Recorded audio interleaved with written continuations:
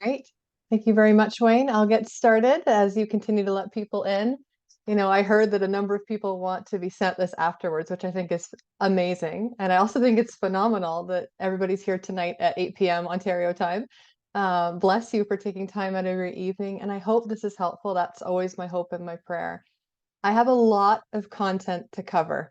I have a flaw in that I get very ambitious and I want to give you as much information as possible. So bear with me here. I'm going to try not to be a fire hose, just, downloading all this information. I hope it's meaningful, but there's a fair bit of content, and then there's going to be some time at the end for questions. So I will get started. We are talking about anxiety and depression tonight. So I need to share my screen and make sure I'm sharing the right thing. And hopefully in a second, you can all see my slides. You can see that? Okay, great. So anxiety and depression, what are they and how to cope? So as Wayne said at the beginning, but for the sake of the video and people just joining, I'm Ann-Marie, and this is my 8th workshop with this group, and I love you guys. I think you're phenomenal, and it's just my pleasure and my treat to get to share with you. So important things to cover just as we get started is that any stories I share are based on themes. I do work with a lot of people. I've worked with thousands of people over the last 17 years. So I certainly wouldn't share anything that has actually happened. It's always changed information, but themes so that it's helpful because people who meet with me need to know that it's private and confidential. Please be safe if you find something triggering. I don't always know who I'm speaking to, who's in the crowd, but I can assume, one of the stats I'll be covering is that 1 in 3 people will have a mental health issue at some point in their lifetime. So I pretty much guarantee people either struggle themselves or they know someone else who does. So I'm sensitive to that, and I want you to be sensitive to that. So when I talk about things, if you find something triggering, do what you need to take care of yourself. And I'm actually going to be covering skills that give you some insight of what you can do if you were to feel triggered. Another thing I want to mention is that language imperfections exist. I'm going to refer to anxiety and depression as mental illnesses. I actually don't use that language a lot. I find it a bit pathologizing. Some people like it because they want it to be a brain disorder. So the word illness is empowering sometimes. So either way, there's flaws with the language. It's not really a perfect term. And there's other language imperfections that might be a little bit off-putting. So please be mindful that I try my best, and I might not always get the language perfectly accurate. Another thing that's really, close to my heart is I try not to say someone committed suicide. What I say is that they died by suicide. It's a minor language thing, but it has a lot of implications to it. There's a lot of meaning in our language. So all that to be said, there's grace, and I will do my best, but it's not always perfect. There is a lot to cover. I've covered that.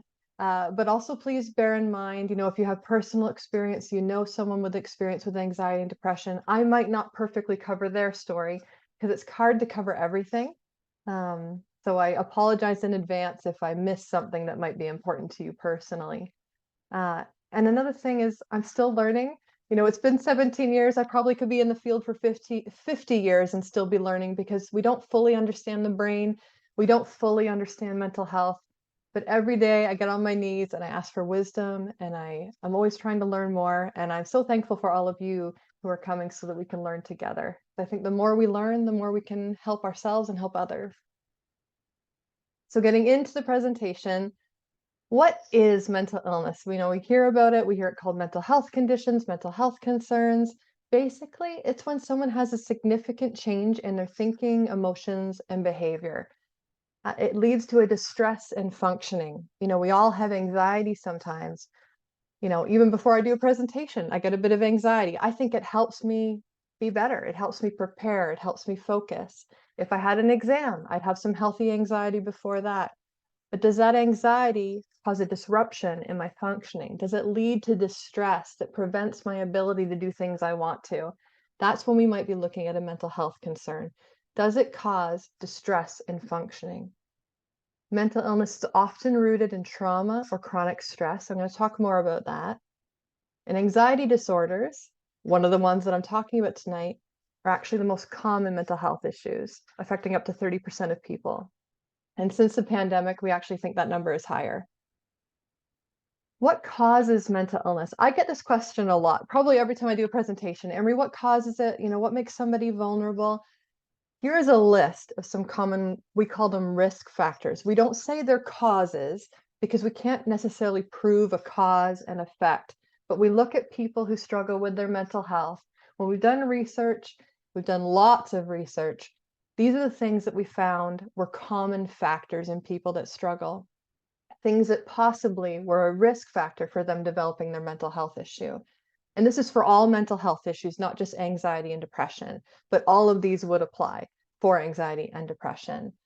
Temperament, sometimes we're just born with a certain temperament that might make us a little bit more vulnerable or a little bit more sensitive. We feel things a little bit more deeper. A lot of people will say that, their babies were more sensitive to light and to sound and to touch. So we're born with a temperament that could possibly be a factor.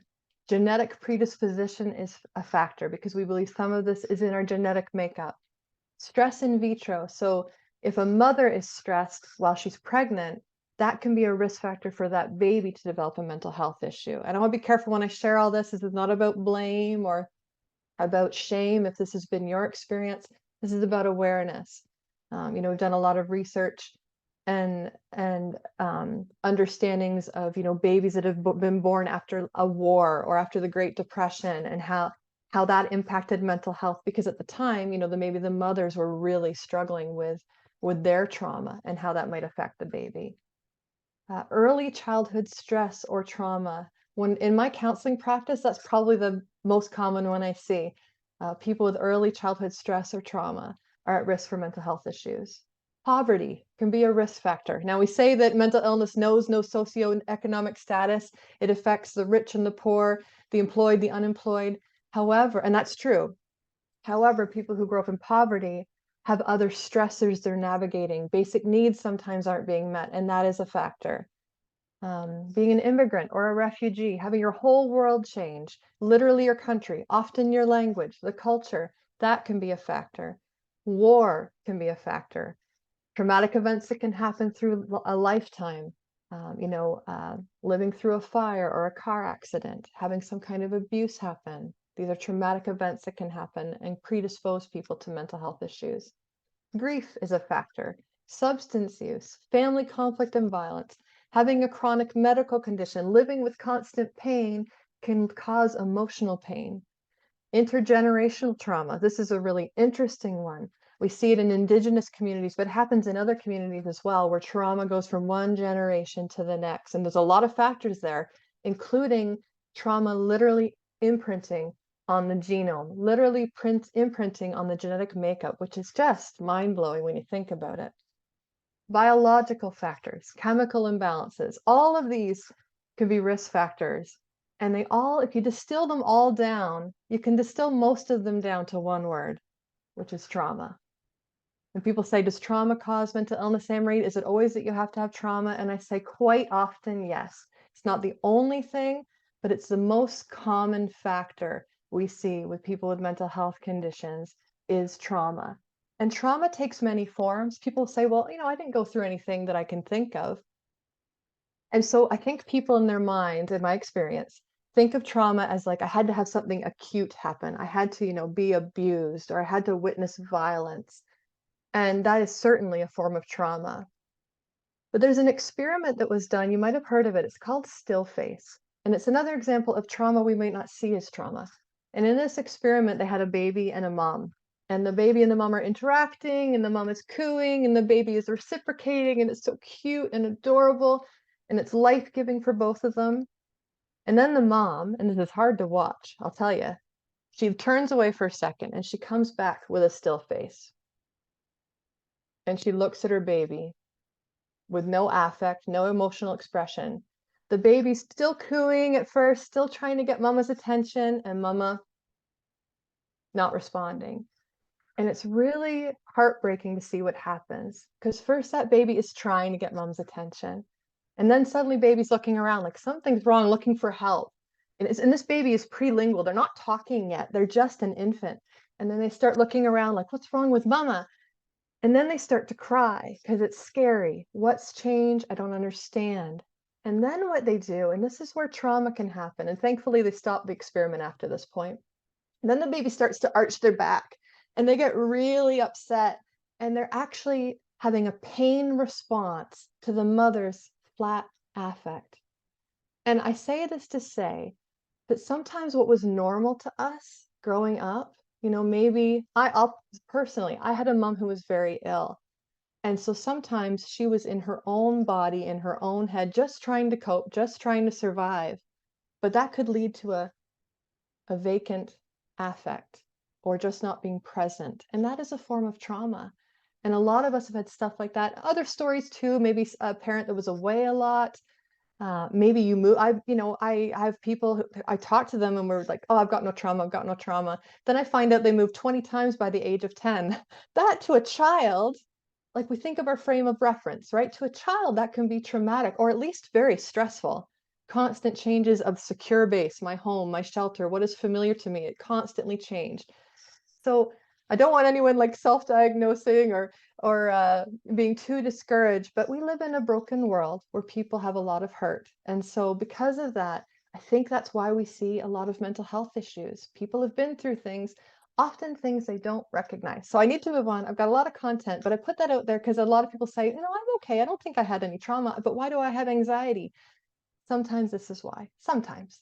And if you meet with a therapist, that's something we literally explore with people is what are the possible roots of where this might have come from? And yes, sometimes it can be purely biological. Even with women, for example, a woman with low estrogen is going to be very vulnerable to an anxiety disorder because estrogen is our natural anti-anxiety. That's why a lot of women in menopause get anxiety disorders who never struggled with it before. So yes, it can absolutely be biological. But I just put that out there because the most common factor that we have found is trauma. And I can certainly talk a lot on one slide, so I need to keep going. So another factor here is stress and vulnerability. So this is called the stress vulnerability model. The short of it is basically anybody can develop a mental health issue with enough stress. Some people are born less vulnerable to stress. I don't know if you can see my mouse, but in the bottom corner it says less vulnerable. But if they have high stressors, if you look up, they end up in that unwell top part of that grid. Similarly, somebody who is more vulnerable, they're born more vulnerable, maybe they have a lot of those trauma risk factors. Actually, I should say they're more vulnerable in temperament, let's just say, but maybe somehow they have less stressors in life. They might not develop a mental health issue. Technically, that person could have two parents with mental illness, be very genetically set up to get a mental illness, but because they didn't have enough stress in life, it never got triggered. So this is also a theory that we work with in counseling and in psychiatry, is that anyone can develop a mental health issue if there's enough stress. If you're less vulnerable, you need more stress to trigger it. If you're more vulnerable, less stress, and you can be in that unwell category. I hope that makes sense. I am going a little bit fast now. So going into the mental health issues themselves, anxiety, what is it? It is excessive, persistent worry. We all worry sometimes. Like I said, we could be worried about a test, but is it excessive? Is it persistent? Will it just not go away no matter what you do? Anxiety is very physical. There are very intense physical symptoms, heart rate, nausea, tension, feeling tired or weak. Panic is a symptom of anxiety, uncontrollable fear.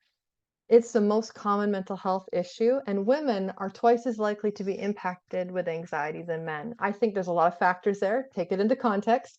Part of it can be hormones.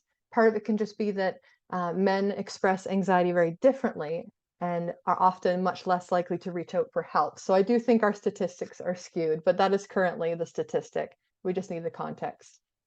It's 30% of the population can have anxiety. Anxiety is associated with the fight or flight response in our body. So if you've heard me talk about that before, you've seen me bring out the slinky, we have an alarm in our body, and when a threat comes, it gets overactivated. There's a lot of energy. That is fight or flight, so that I am energized to either fight my threat or to flight and run away from my threat. If you want to learn more about that, I have done a ton of workshops where I've talked about it with this group, and you could certainly watch one of those and find out more. But it's so physical in its nature. Anyone who lives with anxiety can identify that. And sometimes those physiological symptoms can be very intense. And actually, a lot of the thoughts, the negative worrying thoughts, come because there's a tense feeling in the body. The body feels triggered, it doesn't feel safe, and so the thoughts follow. This is why you can't just think away anxiety. You can't just think positive. Beautiful people trying to give encouragement, tell people to think positive, and it doesn't help because it's actually rooted in physiology. There are different types of anxiety disorder. You might have heard of generalized anxiety disorder. That basically means a general anxiety about life.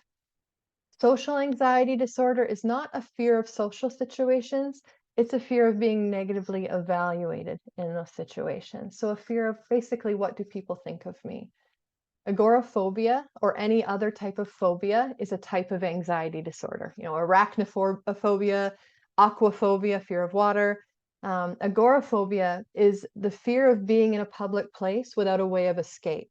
So it's basically the fear of having a panic attack and feeling embarrassed or uncomfortable in public. Panic disorder is a disorder where the anxiety is mostly about having panic attacks. So those are some of the main types of anxiety disorders, but basically they all boil down to excessive worry about something bad happening that's rooted in physical symptoms in the body. This is the anxiety loop. If you meet with a counselor for anxiety, hopefully they talk about this with you. But basically, there are three main ways that anxiety sort of hits us: worrying thoughts, physiological symptoms, and behaviors that reinforce anxiety. And this is why it's a loop. So maybe I have the worrying thought that people are judging me or that I'm going to embarrass myself.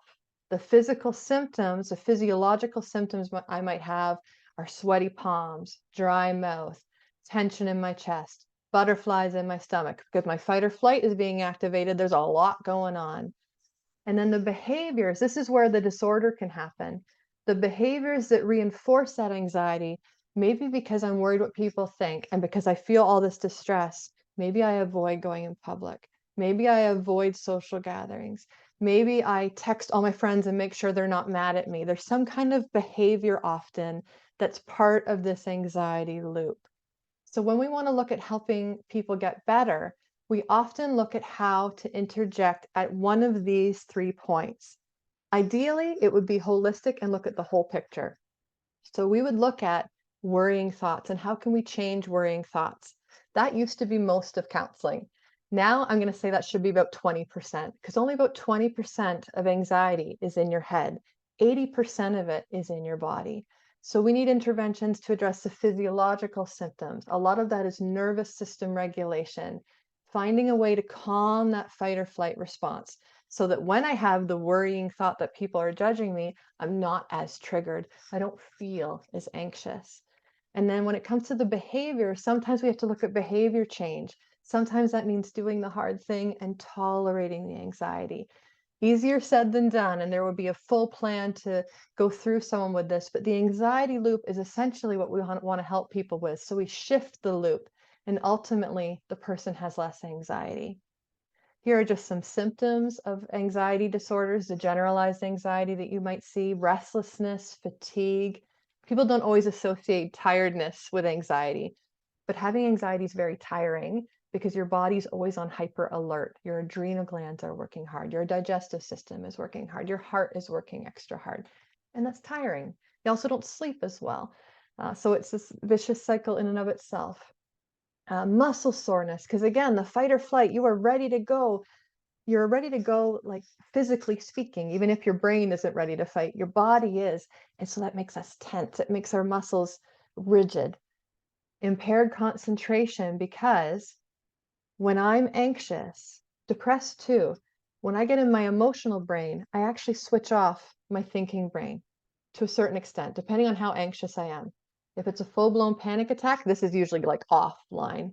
If I'm generally a little bit anxious, this is diminished. It's like, what did you say? Like I wasn't really listening. It's actually because this part of my brain isn't fully activated. A lot of kids who struggle in school, it's anxiety. They're just not able to retain all the information. Sometimes it's not even a learning disability. It's a dysregulated nervous system and a brain that's activating the wrong spot at the wrong time. It's sad, and it's also really complex. But there's also a lot of hope because there's some really concrete things we can do to help change this. Irritability, feeling easily angered, can also be a symptom of anxiety and difficulty sleeping. With anxiety comes a lot of cortisol. That's the stress hormone. And that's the hormone responsible for keeping us awake. So if you wake up a lot at 3 a.m. in the morning, it could be because of high cortisol, it could be because of anxiety. Depression. Depression is a prolonged sadness. We all get sad sometimes. We go through different life events where we technically should be quite sad about them. Grief. Sadness is part of grief. But when it's prolonged, we might be looking at depression. Hopelessness, not able to imagine a hopeful future. Having a loss in pleasurable activities, things you once enjoyed, if you no longer enjoy them, that can be a symptom of depression. Again, please no self-diagnosing, but this is for awareness. And if you have concerns, certainly you can reach out to speak to someone about it. Irritability. Men and children are more likely to express depression as anger than women. So for children, it's anger. If you see an angry child, often it's because they actually are battling some very deep, painful sadness. And for men, it's more socially acceptable to be angry than it is to be anxious or depressed. And so often we see in men, it's attributed as anger. Testosterone can be a factor in that as well. So just putting that out there. When I have a male client come to me who struggles with anger, this is just an interesting fact.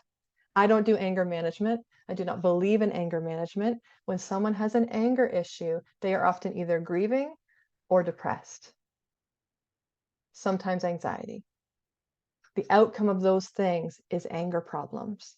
So, and I've seen it, I've done research on it. I've been part of research studies. I did my master's placement in a correctional facility working with men. Anger management classes don't work. If you've been to one and it worked, that's awesome. Maybe you got some useful tools, but it doesn't work because it's actually not addressing the root issue. The root issue is unresolved sadness, trauma, grief, anxiety. So just an interesting fact that actually can be quite validating for a lot of people because that's why they haven't been able to get over their anger issues. Low motivation is a symptom of depression. And people say, well, just go for a walk, just do your laundry. Well, I can't. I actually have no motivation to do those things. I can't just choose to do them. Increased fatigue and sleep problems, brain fog, difficulty concentrating, memory problems, thoughts of death or suicide. And I take those symptoms very seriously. It's estimated that 1 in 20 people globally will have depression. In the USA, and I don't have a Canadian statistic that's recent, but in the US, 1 in 6, so higher where we are, North America.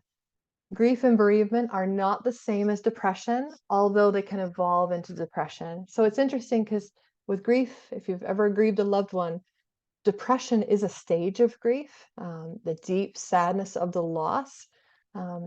And if we can move through grief in a healthy way, that's temporary, but sometimes grief does evolve into depression. Smoking and caffeine addiction are highly correlated, highly connected with depression. And actually, you know how some people can smoke socially and never get addicted? And some people can smoke and get addicted and just can't quit? The difference is usually the people that get addicted to smoking need a stimulant. So they either have ADHD or depression.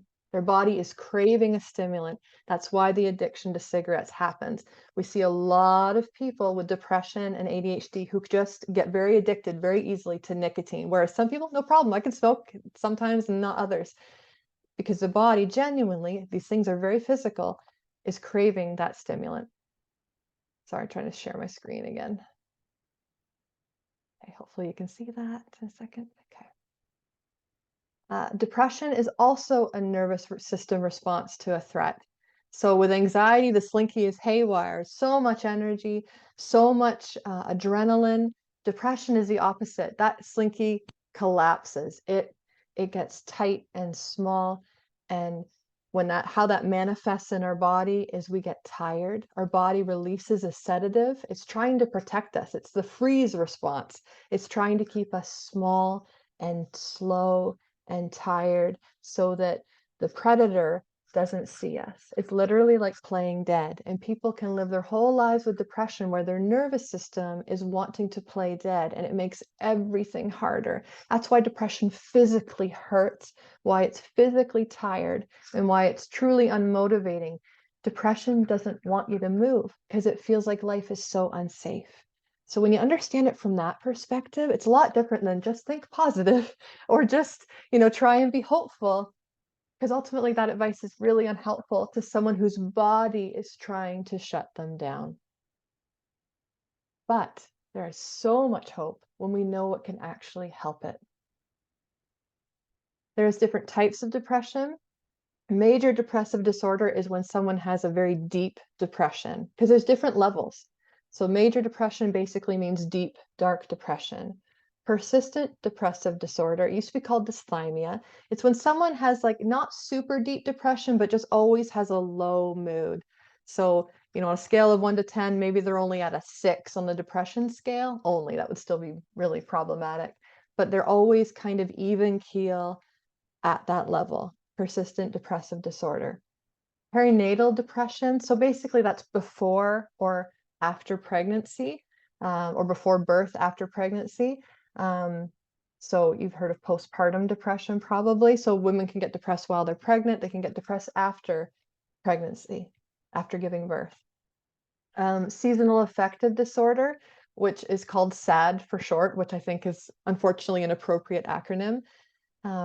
It's very common in Canada because we get less daylight hours. And as an aside, we had the darkest winter in 83 years in Ontario. And so if you were feeling particularly sad this winter, you would not be alone. We didn't get enough sun. That affected our serotonin, and it makes us more vulnerable to things like seasonal affective disorder. It's legitimate. We got less sun this year.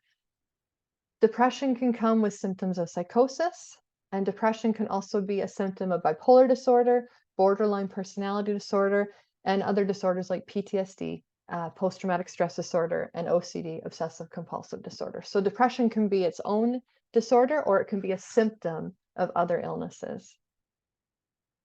So that's a lot of like deep information, maybe heavy information if you personally identify with that, and I honor that if that is the case. There is hope. We know that 1 in 3 people will have a mental health issue in their lifetime. We also know since the pandemic, the rates have gone up by at least 40%. So my stats are skewed. They're based on pre-pandemic. I don't really even know what they are now. It's early days and we're finding out they've probably gone up by 40%. So if it was 1 in 3 before, I don't do fractions very well, but I'm guessing it's like 2 out of 3 now. Like it's high. Because we went through a global trauma, and trauma is the main predictor of having a mental illness. We've all been through trauma in the last 3 years. People are struggling, they are looking for hope, and there are answers to provide real healing. So I want to take some time to talk to you about what would treatment look like? Different counselors, different psychiatrists will do different things, but I'm going to talk to you about what I would do and what I've seen after my years in the field and what I've seen that works for people. And I mean works, like people leave and they don't feel unwell, and their quality of life has improved a great deal. The treatment for anxiety and depression is very similar. And the reason for that is because it's similar cause often, which is trauma most often, and they're both very physiological. They're both rooted in our nervous system. So because of that, the treatment can actually be quite similar. And in fact, many people experience both anxiety and depression, which is why we've done this together in this presentation. So I've mentioned the part about how they're both rooted in our nervous system and how our nervous system responds to threats, but it's also true because both have to do with all-consuming thoughts, whether it's negative, sad thoughts, or it's anxious, worrying thoughts. Thoughts are a very big deal in both of these challenging conditions.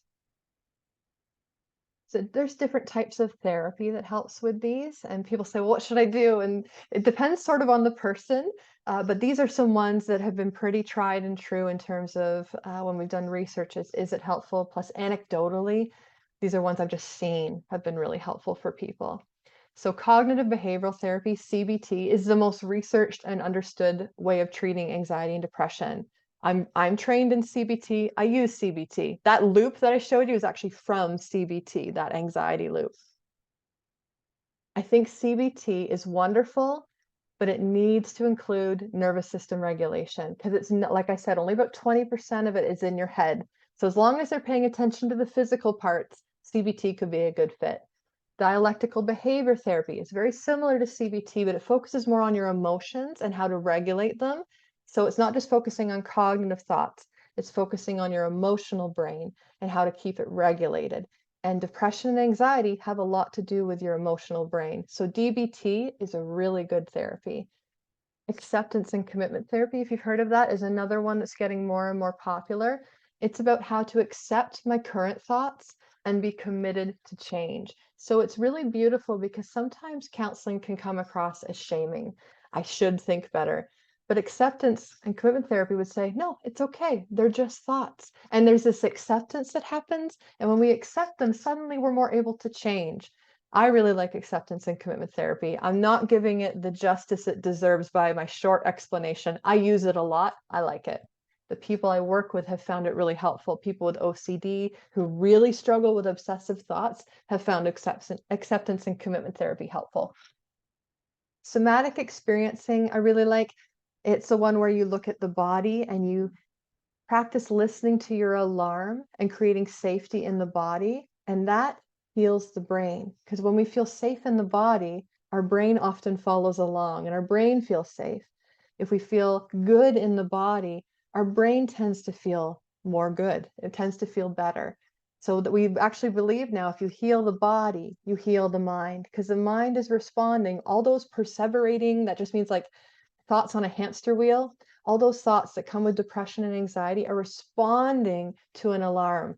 Just that we feel when we get bad news or when trauma or stress happens, and then our mind, what's wrong? I need to figure it out. I need to analyze it. Is someone rejecting me? Something bad happening? This comes from this. I really believe it, because when I've done nervous system regulation with people who have tried every counseling under the sun, they start to see things shift because they're teaching their body, I'm safe. The trauma is gone. And then that helps them have more clarity to work on the thoughts. Then they suddenly have more hope. It's this beautiful bottom up approach rather than top down. People get stuck. If they just try to change their thinking, they can get stuck. And I think that holistically, our body is so involved. So we need to have a holistic answer. As a Christian, I believe God is a holistic God, spirit, soul, body. And I love it when counseling can honor all those different parts. Mindfulness, you've probably heard of mindfulness. It's a very good therapy approach. It's very connected with somatic therapy because it's how to be in your body safely. And it can be very, very helpful for the brain and the body. Internal family systems theory, for the sake of time, I'm not going to go into it, but it's called parts work. And it's when you look at, maybe the angry part of you and how it was protecting you, and how do we honor that part, and how do we build up the part of you that maybe went quiet because you didn't get to have a voice. So it's looking at the internal family in your body. It's a bit complex. Medication therapy can be so important, especially at the beginning when people are just really struggling to cope. Medication can be an important part of people's recovery. Finding the right medication can be the challenge. And exposure therapy is helpful for anxiety. So what would a treatment plan, talking about all that and all the different types of therapy, that's for information, in case you're on a journey of finding a therapist or wanting to start counseling, or maybe you're doing counseling and it's not helping. That was just a little bit of information so that you're more informed, hopefully. But like, what would a treatment plan look like? If someone came with these issues today, what would I do with them? So here is a possible treatment plan for anxiety. And again, this is with a fictitious person. It's not a one size fits all, but it's a general idea. So first we might talk about education, psychoeducation we call it, on what that person is experiencing and skills to help them cope in the here and now. Because if someone is having debilitating anxiety that they can't function, they need skills to help them cope. They need to be able to manage, to start. We would talk about nervous system regulation to start teaching the body that they're safe. So you've got skills to cope, You've got nervous system regulation to start healing that trauma response in the body. Start teaching your alarm, it's okay, the threat is gone, you can be safe now. And that you build that like a muscle. So we start that early so people start to see progress. And the more they do these skills, the more that peace muscle is built. Then we would have counseling to explore the roots of anxiety and try to reconcile those wounds. You know, sometimes people have painful memories. Sometimes there are no memories. Some people are just totally like, I don't know where this anxiety came from. That's still valid because, quite frankly, it could have been when you were in the womb. It could be generational trauma that's even got nothing to do with you. So we don't always find the cause, but sometimes the cause is pretty obvious. You know, abuse in the home, bullying at school, poverty, and just not knowing where their next meal was going to come from, burnout at work. Sometimes we can pretty clearly see the root. So we look at how to reconcile those wounds in counseling. We talk about thought diffusion techniques and how to redirect from worrying thoughts to more helpful thoughts. That is still part of counseling, even though it's very physical, very in the body, thoughts will always be part of it. So we talk about tools of how to change thoughts, how to do neuroplasticity and rewire our brain. And then we would look at behavioral changes to rewire the anxiety cycle. Remember that loop? So if someone's avoiding social situations, we'd look at some behavior change delicately of how to change that. That might mean boundaries. It might mean having difficult conversations. It might be different exposure therapy, like, you know, someone who's afraid of going to the grocery store. We might talk about going to the grocery store and slowly build up their capacity to actually go to the grocery store. It might look at tolerating distress while doing behavioral change and making healthy lifestyle choices. For depression, the treatment plan would actually look really similar because they're both kind of similar in our body and in our mind. Both have nervous system regulation difficulties, the fight or flight or freeze, and both have thoughts that go on a hamster wheel, either worrying or sad and hopeless. So because of that, we would do psychoeducation again, and we'd talk about what they're experiencing, and we would give them tools to cope in the here and now, because we want them to be safe. You know, if they're self-harming or if they're suicidal or if they're just struggling to function, we want them to have tools to improve their quality of life right away. That would be such a priority. And if you've ever had depression counseling, your therapist probably asked you if you were having suicidal thoughts, because that is a symptom. It can be a symptom of depression, and we would want to know so that we could make a plan for safety. Nervous system regulation skills to keep your nervous system open. So with anxiety, we need it to be calm. With depression, we need to open it back up because it's collapsed, it's gone quiet, it's gone shutdown mode. So we need to open it. And this is why people often have both depression and anxiety, because when we open it, often anxiety will come because that's what was under the depression. So if you want, again, to learn more about that, I have other videos that explain why that is. I use the Slinky and I explain it all. But we would talk about nervous system regulation and gentle movement to open up their nervous system again. We would talk about roots of depression and look at reconciling those wounds. Again, just like anxiety. Sometimes there are pretty clear roots of that depression, a loss, you know, an absent parent, a lot of unfortunate life events that added up. And sometimes it is just dopamine and serotonin not working well in the brain. And we consider that as well. While we don't necessarily have tests for that, when nothing seems to be working, we do look at medication. And with some people, we have to look at something called ECT, electroconvulsive therapy. It used to be called shock therapy. We don't use it very often anymore, much less liberally, but it is a last resort because sometimes people literally need a brain reset. And that can actually help them overcome depression or at least improve the quality of their life. We might have thought diffusion techniques and ways to redirect their thoughts from shame and other, you know, not helpful thinking, unhelpful thinking, for lack of a better word. And then behavioral activation. So just like with anxiety, we look at maybe changing behaviors to change the loop. With depression, sometimes we have to look at changing behaviors because depression has that shutdown of be still, low motivation. Sometimes it's behavioral activation that can like shift someone out of that. You know, I would work with people in their homes sometimes and do laundry with them because they can't do it on their own sometimes, but with someone there, it's a little more helpful. And that helps get the nervous system open. It helps get a bit of adrenaline, which actually can help improve mood. So I would never say to someone with depression, just exercise, you'll feel better. But there is some behavioral changes that can help.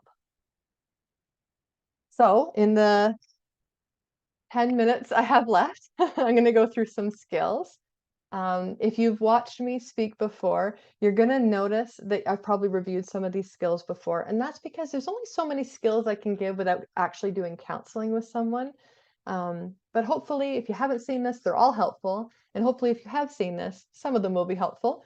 And maybe just repetition sometimes helps us learn, because these skills can help with both anxiety and depression. And I like skills like that because sometimes we don't even know what we're struggling with. We just know that we're struggling. So I like skills that sort of transcend any type of mental health issue.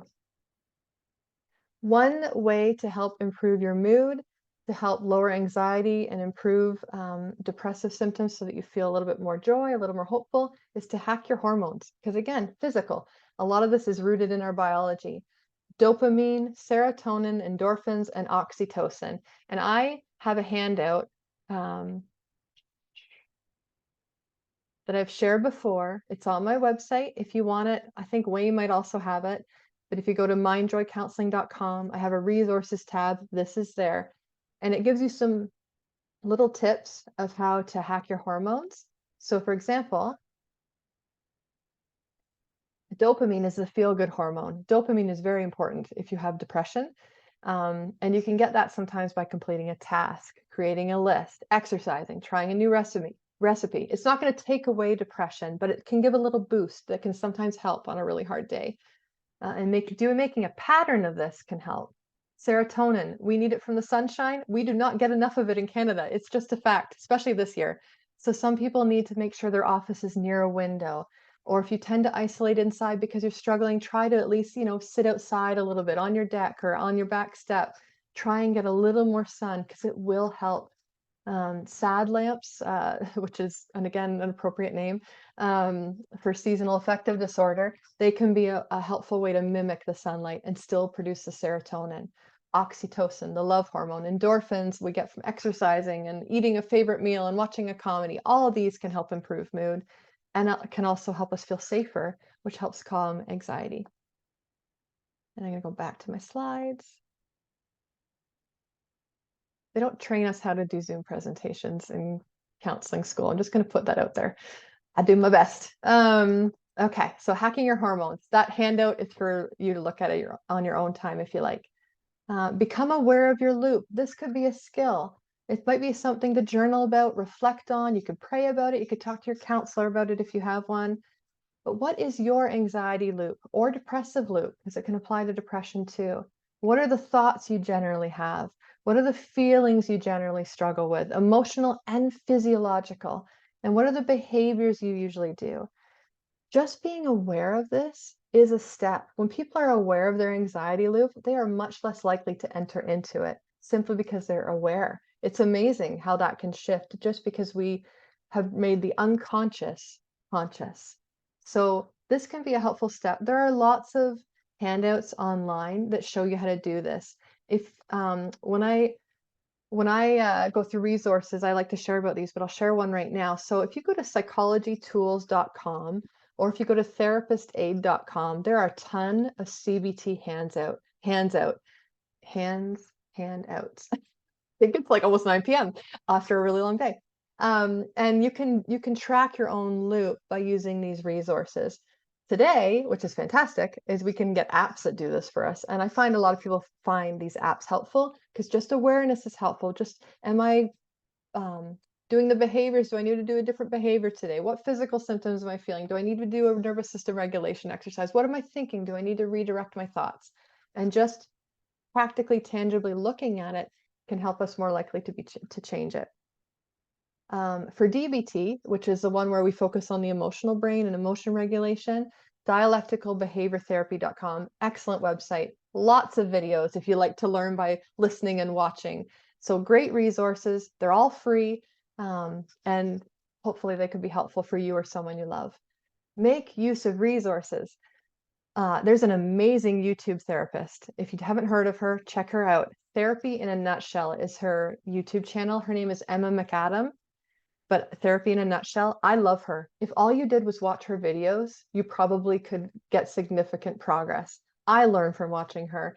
A lot of the tools I get are from her, in addition to my own training, but she just has some really, really good ways of explaining concepts. And she has series. So like how to regulate anxiety. And she'll have a series of 10 videos you could watch, or how to heal from depression. There'll be this series. So it's like therapy at the comfort of your own home where you could just be learning. Some helpful apps that I like and people find helpful: Calm, Headspace, Dailyo, and there's many, many more. Find something that works for you. In the day of technology, if you have access to technology, there are a lot of resources that are quite helpful and that are free as long as you can manage having a phone or access to the internet. I recognize that can be a barrier for some people. Another tool is a self-hug. You've seen it before, but it's my favorite. And what you do is you take your right hand, put it under your left armpit, take your other hand, put it on your bicep, and just hold, just squeeze. Because what that does is it starts to regulate your nervous system. It's so simple. Honestly, it's so simple. People might think, how does that even help? But our nervous system is where a lot of these things are rooted. And when we do something like this, it is grounding, it is self-soothing, it releases the cuddle hormone, the safety hormone, oxytocin. It's a grounding technique because we're connecting with our body. We're creating safety in our body, which ultimately helps create safety in our brain over time. This can be a coping tool to use in the moment. If you wake up buzzing with anxiety, or if you're going to bed and having trouble sleeping, you could use it as a coping tool. But honestly, doing this regularly, breathing, praying, connecting with your emotions, you might find over time this actually helps improve symptoms, helps you improve your overall wellness. Breathing is another one. I'll be really quick with this. Breathing is your hidden superpower. Breathing activates the parasympathetic response, which is the opposite of fight or flight and freeze. It is the body's peace muscle. Again, it can be a coping tool, but it also can be a healing tool. When you do it regularly, you're literally strengthening your vagus nerve, which is your body's parachute, your peace response. The key is there's a few keys. Breathe in through your nose, out through your mouth. Make sure you're breathing from your belly. Try and fill your belly when you breathe in. And make sure, if you can, that your exhale is longer than the inhale. Because when we're stressed, we take in too much oxygen. So we want to decrease oxygen, increase carbon dioxide by breathing out longer. So you can find any breathing pattern, 7-4-8, 4-4-4, whatever works for you, as long as the exhale is longer. 5 minutes of exercise. Now, I said I'll never just tell someone exercise and you'll feel better. That is true. I stand by that. However, sometimes 5 minutes of exercise can reduce our cortisol levels, which can help with anxiety and can help increase the ability to sleep. If you were to do 5 minutes of aerobic exercise before bed around 6 p.m. at night, people have reported to me it helps them sleep better. It'll also help you when you're sleeping not have that cortisol surge at 3 a.m. It can help mitigate nightmares. Like, exercise can be pretty powerful. If you struggle with depression, movement helps open up your nervous system. So a little bit of movement, although it's not the cure for depression, it can help. It's opening your nervous system back up. We can move to improve our mood. Self-compassion exercise, so important that we have compassion for ourselves. Something as simple as putting your hand over your heart. When I do that, I automatically take a deep breath because I'm actually activating my vagus nerve. I am calming my heart. We have research that proves this. So it shows that when we do this, it's like we're giving our heart a hug. And just say something like, it's okay. Everybody feels anxious sometimes. It's okay to be anxious. Or it's okay to be depressed. It's okay to not have hope right now. I'm safe. I am loved. I'm going to get through this. This is a validating exercise. Remember that acceptance and commitment therapy I talked about? This is very accepting of where you are at. And when we validate ourselves, it puts us on a pathway to healing. Shame, I should be better. I should get over this. I need to think better. Shame keeps us in a stress response. So our body perceives that as a threat. So compassion is the antidote to shame. Love literally heals us. Without sounding too cliche, like every cliche has a bit of truth in it. Love literally heals us. And so self-love is very powerful and important. Just 2 more minutes here, people, and I will be done. I want to honor everybody's time. Feeling your feelings is a skill, and it's important because anxiety, depression are often coping strategies of the body. They're traumatic responses to try and contain underlying pain. So if we can get to that pain under our anxiety, or the pain that's even under our depression, sometimes it can lift our mood. We get relief. We heal trauma. We restore and heal old wounds. Feeling your feelings is a skill. So you can research this, you can read about it, but practice emoting. Practice telling your nervous system you're safe, you're allowed to feel. And basically, I think I've done a workshop on this. You could look back on it, but recognizing what you're feeling, respond to it. So I feel sad, I'm recognizing it, respond to it. I want to cry into a pillow right now because I feel like that's the only thing I can do. That's responding to that emotion. You're emoting it. Emotions need to be emoted, and then reset. How do I come back out of that in a healthy way? Self-care, rest, exercise, have a nap, watch a show.